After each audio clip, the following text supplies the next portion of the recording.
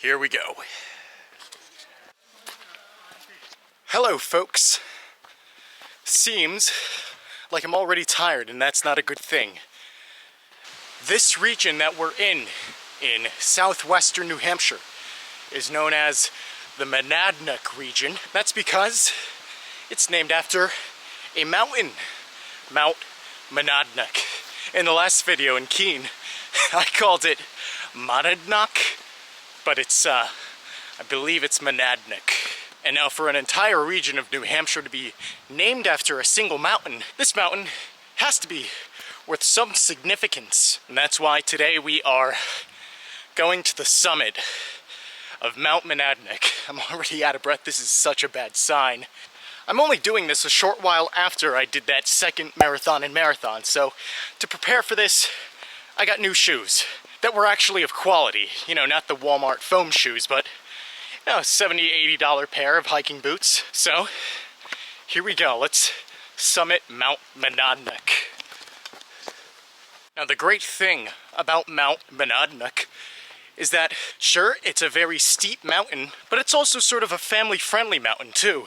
You don't need to be an avid mountain climber to reach the summit, but at the same time, it requires some physical exertion, like what I'm going through right now.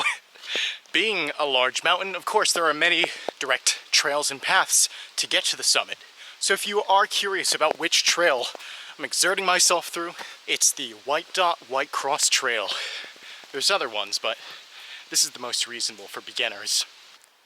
Now, as you can see, this is the reason why the White Cross White Dot Trail have two names. There's two different paths that separate.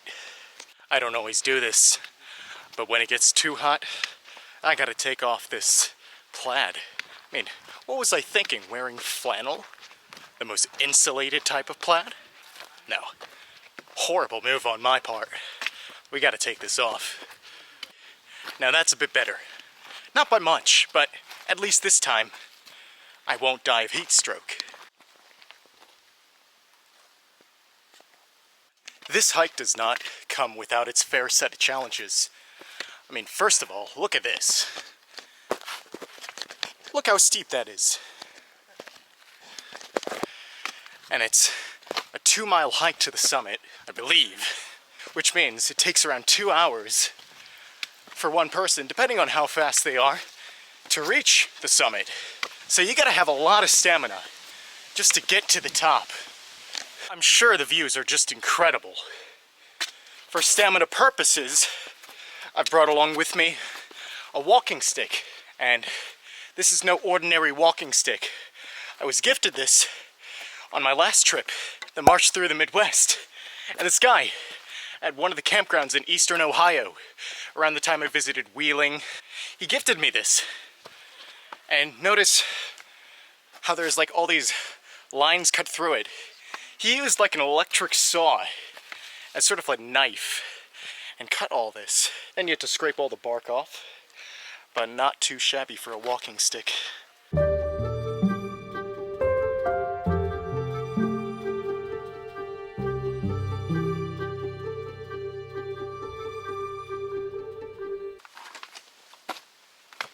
Yeah, lots of rocks, boulders, you name it. As much as I'd like to say this is a granite mountain for the granite state, it's sadly not. But it's also fun to say, hey, look, in the granite state, lots of granite. If only we found some on this journey up.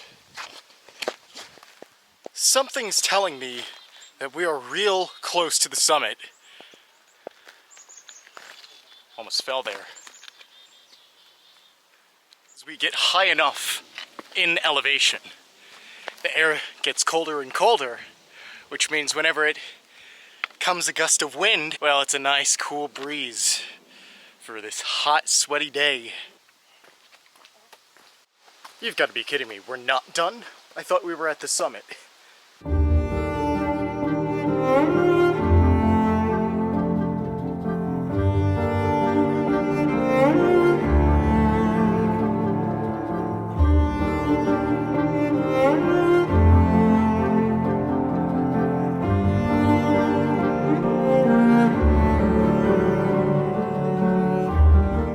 point where trees can't really grow that well. And instead of the trees here, they have like these little rock piles to guide us. My goodness, I thought this was the summit. I mean, majestic views, look at that. But we still have all that way to go. I think that may be the summit for us. Yeah, I'm not satisfied with this elevation. We got to do the whole thing on the coverage project. Here on the coverage project, we have to cover everything, including the tops of the mountains. So here we go, traversing the last part of Mount Monadnock. Does it look much like we're in the eastern part of the United States? No. It sort of looks like the west, like the Rocky Mountains, but who knows? I've never been westward of St. Louis, so I don't know what the Rocky Mountains would look like. I think the summit is over 3,100 feet. All these strong, cool breezes from these high elevations. There's also all these high elevation trees with different biological composition, I guess. Able to withstand the elements up here. They look gorgeous. So we are so high up in altitude that I'm starting to feel that ear popping, that altitude pressure change that one would normally feel if they were on a flight somewhere up in the airplane. Mountain climbers, I am so sorry. I feel for you right now. Does the altitude popping get even worse with those 14,000 foot mountains that are, you know, so famous? Oh my goodness, what a grand view.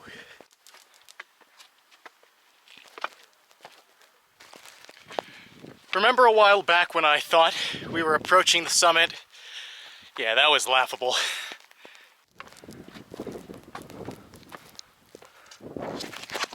And we still have a ways to go.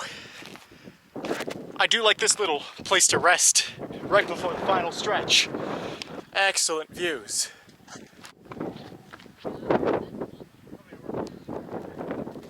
Now, is this granite? I really want to see some type of granite. We are in the granite state, New Hampshire, after all. I mean, from this view, it doesn't look like we're in New Hampshire.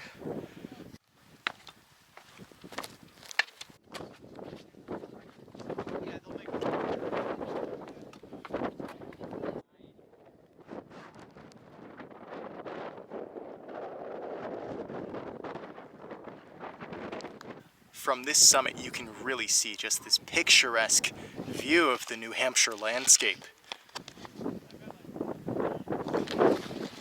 It's just unbelievable. And it does make sense, though. This is the most visited and climbed mountain in all of the US. And it's like third in the world. And for views like this, yeah, of course, that makes sense. So the question still stands. Is a treacherous hike up Mount Monadnock worth it? If it's for the views? Oh, absolutely.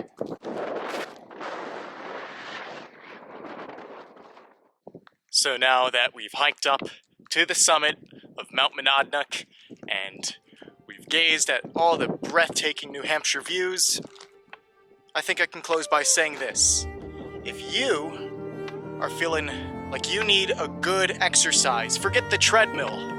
If you want to get good exercise and also to have a great day outdoors, Mount Monadnock might be for you. So with all that said, coming to you from the summit of Mount Monadnock here in New Hampshire, more travels to come. I will see you at the next location.